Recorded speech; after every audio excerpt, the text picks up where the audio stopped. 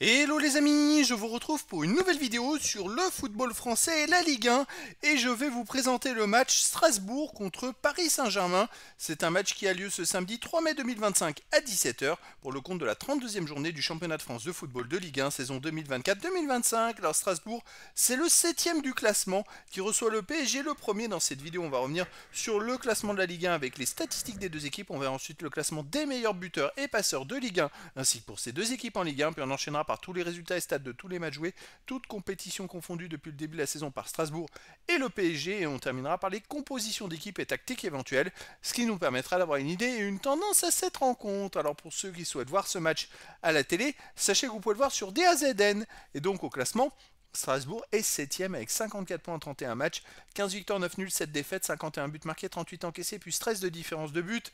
Ils sont à la queue d'un gros groupe, un groupe de 6 équipes qui se tiennent en 4 points pour les places qualificatives pour la Coupe d'Europe. Pour l'instant, la 7ème place n'est pas encore qualificative.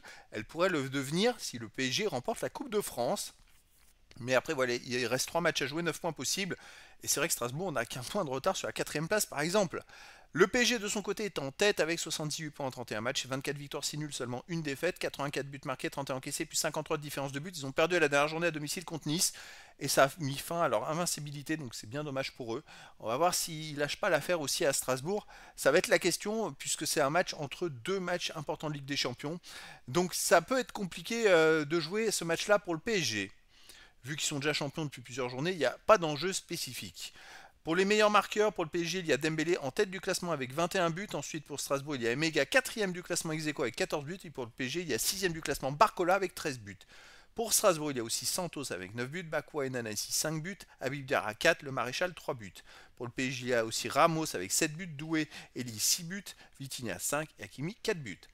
Pour les meilleurs passeurs, en tête premier ex-aequo du classement pour le PSG, Barcola avec 10 passes décisives. Pour Strasbourg, il y a le troisième ex-aequo qui est Bakwa avec 9 passes décisives. Pour Strasbourg, il y a aussi Morera 7 passes, Nanesi 4, Habib Diarra et Mega et le Maréchal 3 passes. Et pour le PSG, Neves 7 passes décisives, Dembélé, Doué et Hakimi 6 passes et Asensio 5 passes décisives.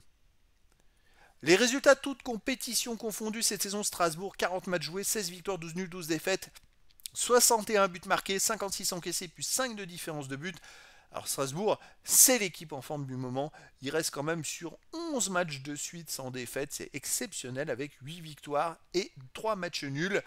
C'est une équipe vraiment exceptionnelle en ce moment. Ils font une remontada de fou d'ailleurs. Avant, il y a eu 2 défaites, mais avant aussi, il y avait déjà une belle série. En fait, en gros, depuis début décembre, ils n'ont perdu qu'une seule fois en Ligue 1, à Rennes 1-0. C'est quand même assez incroyable. Le PSG de son côté, 54 matchs joués cette saison, 38 victoires, 10 nuls, 6 défaites.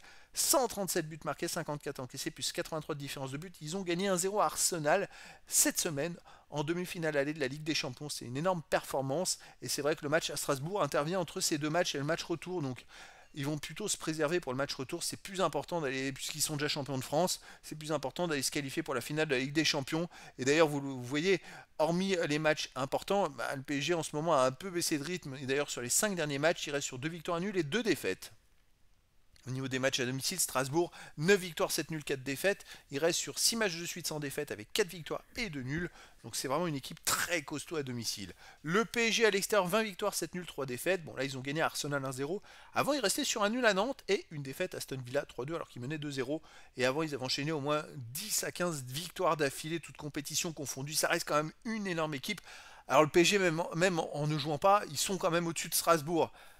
Personnellement, eh ben écoutez, je verrais bien une victoire de Strasbourg 2 buts à 1 face au PSG. Mais après, dans le foot, tout est possible.